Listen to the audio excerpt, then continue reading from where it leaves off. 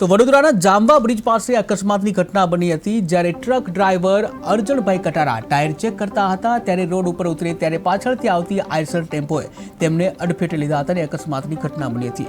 આ ભયાનક અકસ્માતમાં અર્જણભાઈનું ઘટના સ્થળે જે મોત નીપજ્યું છે ત્યારે જાણકારી મળતા જ પોલીસ ઘટના સ્થળે પહોંચી ગઈ હતી, જ્યાં પોલીસે ટ્રકના ક્લીનરનું નિવેદન નોંધ્યું છે, પરંતુ હાલ સુધી આઈસર ટેમ્પોનો ચાલક ફરાર છે। ત્યારે પોલીસે અકસ્માતે મોતનો ગુનો નોંધવામાં આવ્યો છે, પરંતુ ફરાર ચાલકની શોધખોળ શરૂ કરવામાં આવી છે।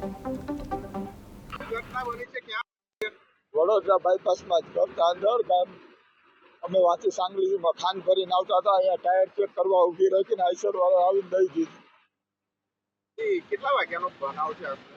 આશરે તો મને ચાલે હું સૂતો તો હું બધું ઉઠો હતો। જે અકસ્માત થયો એનું નામ શું છે? અર્જણભાઈ દયાભાઈ કટારા। અને જે આઈસર ચાલક છે એના દ્વારા અકસ્માત કરવામાં હા, એના દ્વારા। તો આખો ટ્રકની બાજુમાં જ હતા ને?